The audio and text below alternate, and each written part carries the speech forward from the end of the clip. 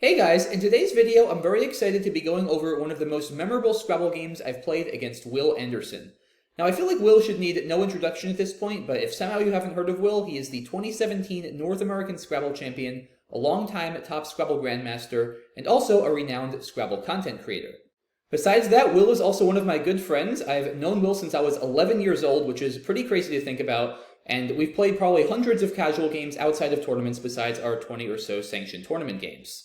Will was kind enough recently to feature me in not just one, but two of his YouTube videos on his own channel, so major thank you and shout out to Will for doing that, and also to everybody who is watching this video from those. Thank you so much for subbing and checking out my channel. So I felt like the least I could do in return was to feature one of our most memorable games we've ever played, and I think once you see the game, you will agree and understand why it was so memorable. So with all that said, let's go ahead and jump right into this game.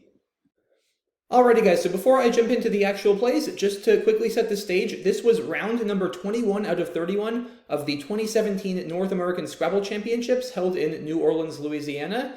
And it was a pretty important game, as all games are at Nationals, because Will and I were both doing very well at this point. Through the first 20 games, Will was right at the top with 16 wins and only 4 losses, and I was not too far behind with 14 wins and 6 losses. So a very important game for both of us. And I was first, which was good, but the bad news was that I had the Q, which is always a difficult tile to deal with. Thankfully, I had an I, so this was a very easy decision for me, which, as you'll see, would not be a common occurrence throughout this game. My best play here by far is the simple QI for 22 points, shedding the Q, which is exactly what I played. Will didn't start off the game with a good rack either, holding 5 vowels including duplicate A's and duplicate O's. However, the I is a good tile here for him, as he can use it to re-overlap the Q, forming QI in the other direction. And that's exactly what he does, playing Fido for 25 points, which does keep a bad leave, AAO, but it scores pretty well, doesn't give a lot back to me, so it looks like Will's best option here by a good margin. On my next turn here, I had a pretty good rack, but I really wanted to get rid of my G and my Y, and I ended up playing Godly for 16 points, forming Gid, keeping the nice ER leave. This is not a bad play, but in retrospect, I probably should have played Fledgy from this F for 24. The leave is slightly worse. OR is a bit inferior to ER, but it is 8 more points, which is a lot to give up, and it's so early in the game that with so many E's still unseen, I'm likely enough to redraw one after Fledgy that I don't have to worry too much about getting rid of my E with Godly. And as we'll see, there's another drawback to Godly, which Will capitalized on his next turn. Namely, that Godly does potentially open the bottom central triple word score. And with this fairly ugly rack, Will is able to turn lemons into lemonade by playing a vowel for 39 points in that spot I just opened, scoring very well and also unloading some of the worst tiles on his rack. So my play did unfortunately bail Will out of an otherwise pretty difficult rack. And it didn't get better for me, because I actually drew 3 more E's out of the bag, bringing my total to 4 E's on my rack at the same time, which is way too many. Thankfully, though, I had a pretty good play to get rid of a bunch of them, namely Jeered to the D in Godly for 32 points. It's worth mentioning I could have played Jareed in the same spot, getting rid of the same tiles, but it puts an E next to the double word score, which is not ideal because if Will has an X or other high point tile there, he could overlap for a lot of points. Jeered prevents this because the only thing that can go below an R is the 1 point E. On Will's next turn, he has a bunch of mediocre options. He doesn't have any bingos or particularly high-scoring plays available. One option might be Omega through the E and Jeered for 18 points, keeping the nice EIT leave. But Will finds something a lot more flashy. He plays Adamoya to the YA on the board for 24 points. And GI is not the best leave, but Will notices that all 6 N's are still unseen, and if he can pull any of those, then ING is a great 3-tile combination to have on his rack, because tons of 7 and 8 letter bingos will end in ING. And it's also a fairly defensive play, stopping a lot of bingos and other potential plays for me through the tiles I just opened and Jeered. So this looks like a really nice play for Will. And on my next turn, I actually have a valid 7-letter word on my rack. It's Zenaida, Zenaida. The only problem is it doesn't unfortunately play, since Oz is not a word. It's a proper noun as in the Wizard of Oz, but it is not valid in Scrabble, so I can't play it here or anywhere else on this board, and I need to find another option. Before Will's last play, I was all set to play Zaida for 44 points, making Fa, which looks great. It keeps EN, which is a very balanced leave. However, I noticed that Will's last play gave me an even better option, namely Zetin through the disconnected E and T for 50 points. This scores 6 more, keeps another very well-balanced leave of ADE, and doesn't give back a bunch of bingos and potential big plays for Will down the K column like Zaida does. So Zeden does look like the better play. Will did draw an S on his pool, and he could use it with Zetens, making something like Gist, which scores 34 points, but it keeps I and Y, which is not a particularly good leave, especially the Y being a difficult bingo tile. So instead, noting that he has a bunch of good bingo tiles on his rack, Will elects to sacrifice some points, playing Rhyme for 18, keeping the very potent Sting leave, which looks like a good decision.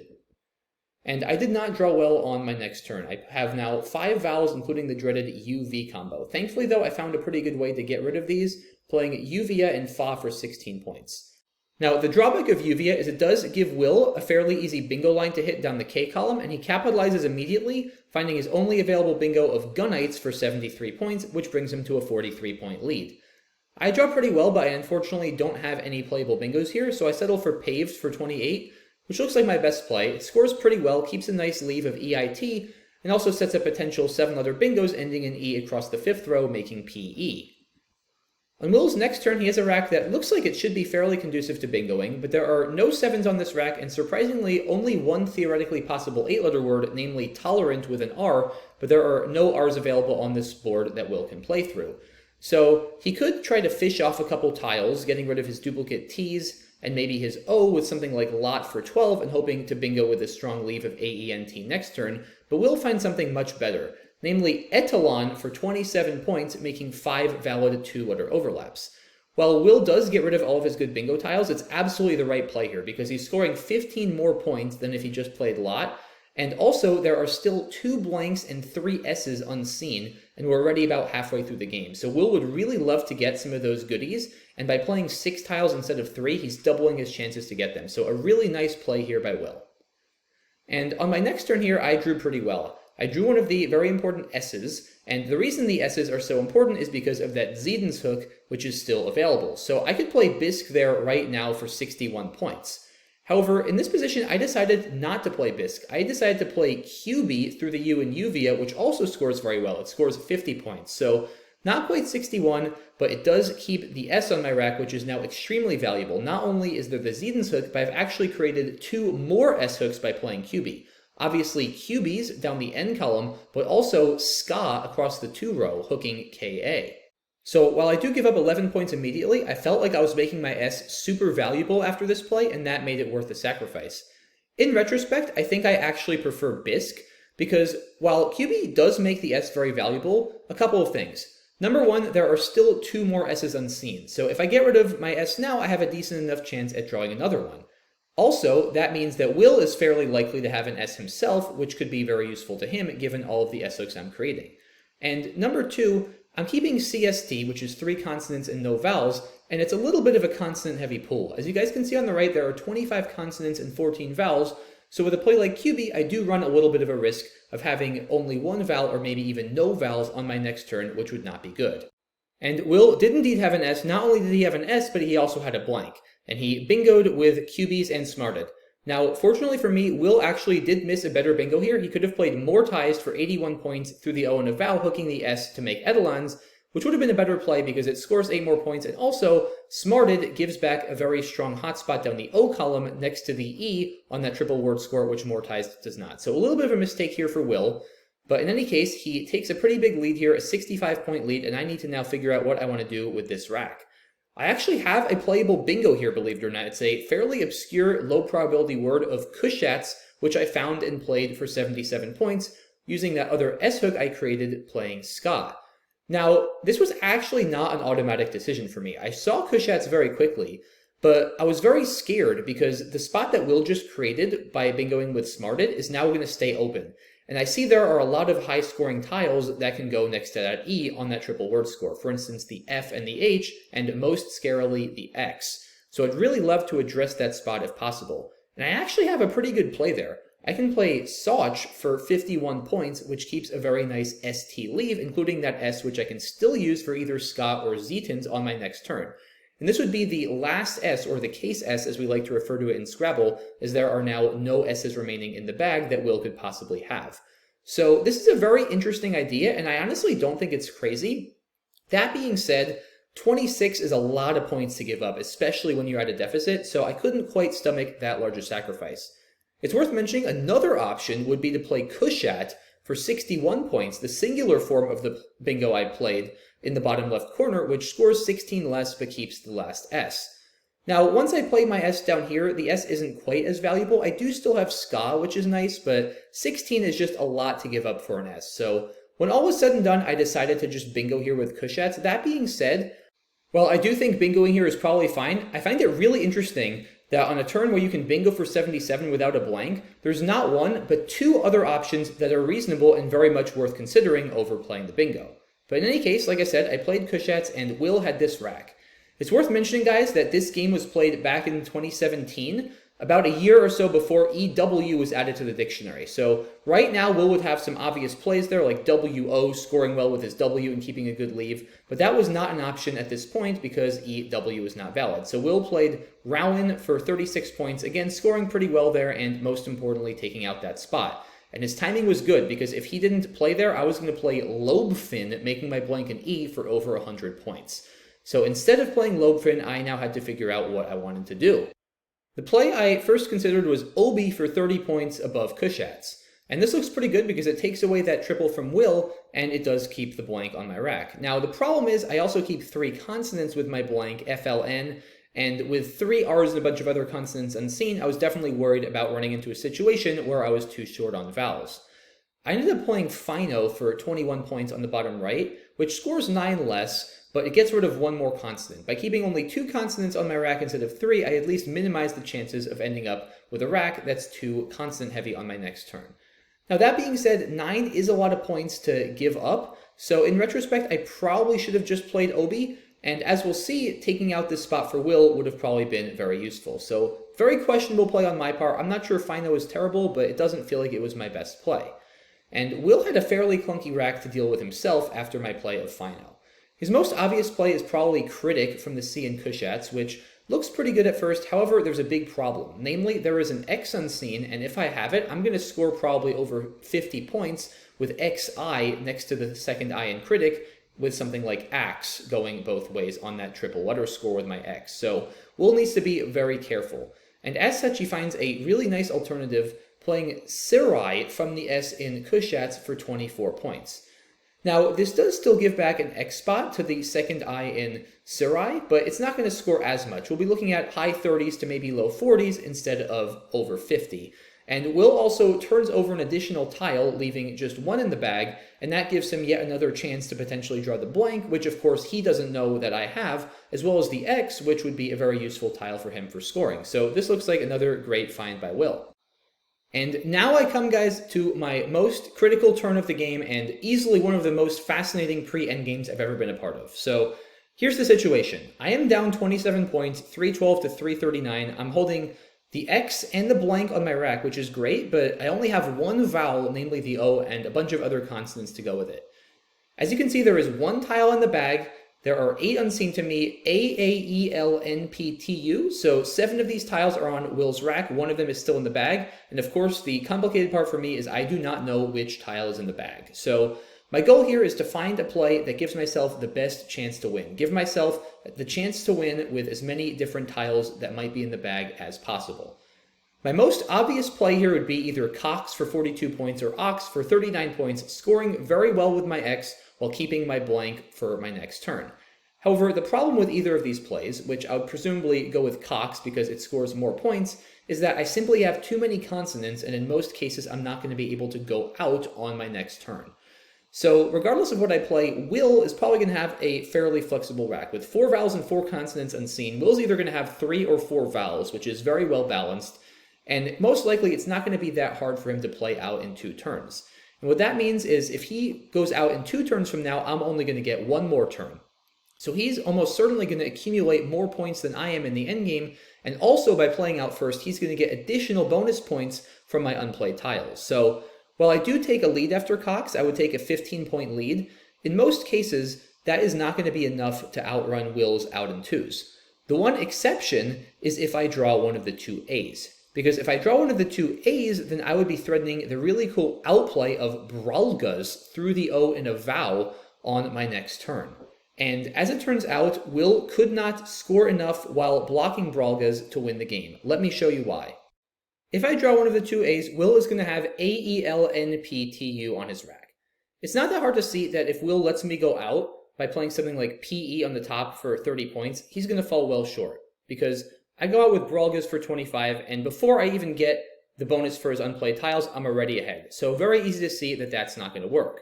So Will needs to block my outplay, and the best way he can do that is by playing Walnut from the W for 10 points. The idea with this play is he's now threatening to go out with PE on his next turn for a lot, making packs. So if he plays Walnut, I'm going to need to figure out a way to address that. And my only winning option in this position is to play Aura, burning my blank for 27 points above Kushat's. If I do that, then Will's best outplay would score 18 points, and when all is said and done, he would get 12 more points from my unplayed tiles, and the game would end in a 2-point victory for me, 381 to 379. So going back to the original position where it's my turn and there's one tile in the bag, we now know that Cox will result in a 2-point victory for me if I pull one of the A's. However, the problem with Cox is that if I draw any tile other than the A's, I will not be threatening any outs, and I'll leave you guys to check that in all of those cases, Will be able to go out in 2 and win in the endgame. So what that means, guys, is Cox wins 2 out of 8 times, because there are 8 tiles I could draw, 2 of them are A's. So a 2 out of 8 or 25% win, which is not terrible, but the question is, can I do better? The problem is, as we kind of just saw, it's going to be very difficult, if not impossible, for me to win if I can't go out on my next turn, given I'm already down 27 points and Will is going to have a fairly flexible rack. And the problem is, I just have a lot of clunky tiles. Yes, I do have the blank, but I have BGX, and it's very difficult for me to effectively get rid of all of those in just 2 turns. And Cox, like I said, looks good because it scores well and keeps the blank, but I was thinking, maybe actually keeping the blank is less important than just getting rid of as many of these tiles as possible, and thereby maximizing my chances of being able to go out next turn, since I would then have fewer tiles to deal with on my next rack. So with that in mind, I thought of an option of Bollocks through the Ayin Serai, burning my blank and scoring 34 points, and keeping just 2 tiles, the G and the R, on my rack. Now again, this seems counterintuitive because I'm scoring 8 fewer points than the 42-point Cox, and I'm getting rid of my very valuable blank. But again, the idea here is that in a lot of cases, I'm going to be able to go out on my next turn because I'm only going to have 3 tiles left on my rack after I draw 1 out of the bag. And in particular, I saw that if I drew a vowel, I would be guaranteed to have an outplay on my next turn. So first, let's talk about what actually happened in the game. I did indeed end up playing Bollocks, and I drew the P, leaving Will with AAELNTU. Now, the P is unfortunately not a vowel, so that made it a little bit trickier for me to go out, but that being said, I actually was still threatening 2 outplays. I have Gorp through the O in Bollocks for 13, as well as Gorp through the O in a vowel, also for 13. And Will can't block both, but Will does find one of his 2 winning plays through the B in Bollocks of Abluent for 27 points. His other winning play would have been Tableau, which would have resulted in the same final score. After Abluent, I had nothing better to do than go out with Gorp for 13 points, and the final score ended up being, after I got 2 more points from Will's unplayed A, 361 for me to 366 for Will. So a really, really interesting 5-point win for Will. And a pretty low-scoring game, I might add, for players of our caliber. We both typically average about 430 points apiece in tournament games, so we were both around 65 to 70 points below our average, which is quite a lot. It was a fairly defensive game, but an absolutely fascinating game. So many tough decisions, like how highly to value the S, whether to leave certain spots open, and then that pre-endgame was really cool. But before closing this video, I want to talk about, was Bollocks actually the right play? How often would Bollocks have won?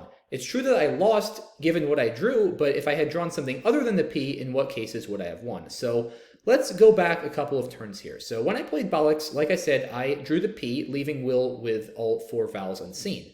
But what if instead of drawing the P, I had drawn, let's say, one of the 2 A's? In that case, Will would have this rack, and he's got a couple of options. One of them would be to play Abluent, as he did in the actual game, but this time I'm going to have Agar for 17 points in the bottom left corner. And this will be enough for me to win, because that brings me to within 3 points, and then after I get 6 bonus points from Will's unplayed P, I'm going to win by 369 to 366.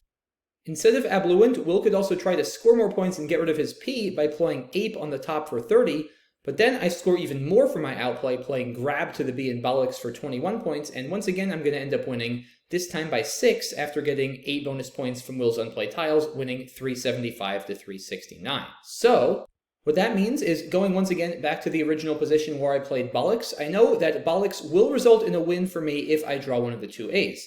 Well, if you recall, when we were looking at cocks before, that was the same conclusion. We noted that after cocks, I win if I get one of the A's, but lose otherwise. So what that tells us immediately is that bollocks is at least as good as cocks. We know that the worst case scenario for me if I play bollocks is that I only win if I draw one of the A's, and we know that cocks doesn't win any more than that. So this is actually, guys, as far as I got during the game, because I was fairly low on time. I saw that cocks only won with an A draw, and I saw that bollocks at least won with an A draw. I didn't have time to calculate all of the other vowels, so I was like, all right, I might as well go for bollocks. And it turns out that bollocks does actually win in one other case. It wins if I draw the E, and let me show you guys why. If I draw the E, then Will is going to have this rack, which is noticeably clunkier for him because he doesn't have the E himself. His highest scoring play would be Ablot through the B and bollocks, but this is not going to work. If he plays Ablot, then I'm going to go out with Ager on the bottom left for 17, and when all is said and done, that's going to result in an 8-point win for me, 371 to 363. Instead of Ablot, Will could also try blocking my outplay of Ager, which is by far my highest scoring outplay, with something like a tap for 18, but this is also going to fall short. I have plenty of other outplays here. My highest scoring one is the somewhat tricky to see Gride for 9 points, and that would end up winning by 6, 363 to 357. So what this means, guys, is that, once again, in the original position, bollocks will win with an E draw in addition to an A draw. We saw in the real game that I lost with a P draw. It's not hard to see that if I draw the L, the N, or the T, I'm not going to have multiple outplays and I'm easily going to lose. You might still be wondering about the U, though, because if I draw the U, I'll be threatening grub to the B and bollocks for 21, and that might be hard for Will to deal with. So let's see what happens if I draw the U. If I draw the U, then Will is going to have this rack, and he does have a winning play, however, he only has one. He absolutely must play Ape for 28 points above bollocks, making a nice three-way overlap of Ab, Po, and Cell. And what this does is it not only scores very well, but also blocks my highest scoring outplay of grub. So if Will plays Ape, I actually only have one remaining outplay available on this board, namely Rung for 10 points through the N and Zetan, and that's going to fall just a little bit short. I'd get 8 more points from Will's unplayed tiles, but it's not enough. He would win by 3, 367 to 364. So what that means, guys, in conclusion, is that bollocks wins 3 out of 8 times for me. It wins if I draw either of the two A's or the E. It loses with L, N, P, T, or U. Now, 3 out of 8 is still not great. It's less than half, but it's still better than 2 out of 8. So bollocks is indeed, it turns out, a better play than cocks. And that does beg the question, is there an even better play than bollocks?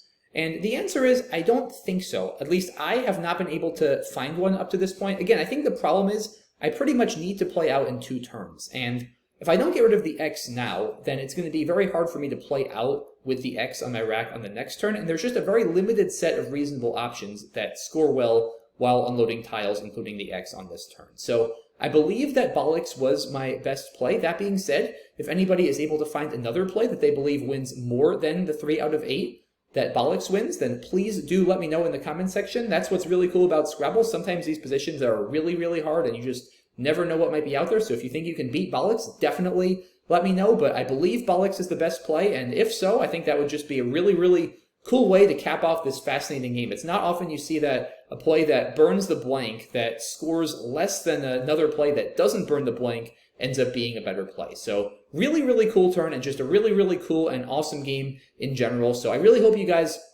enjoyed this video. Shout out to Will once again on not only winning the championships that followed after this game, but also on just being an awesome content creator and person and Scrabble player in general, and for really helping me grow my channel over the last couple of weeks through his videos. Really, really appreciate it. Thank you so much again to Will for doing that, and to everybody who has subscribed through those videos and is continuing to support myself and support Will. Of course, if you haven't subscribed to Will, then please go ahead and do that. I don't know what you're doing if you haven't subscribed to him by now, but definitely you are missing out. So be sure to hit the subscribe button on his channel as well if you haven't already. But yeah, that's about it for this one, guys. So thanks again to Will. Thanks again to all you guys for your support. Really can't thank you enough. Appreciate it, and I will see you all soon for the next one. Take care. Bye-bye.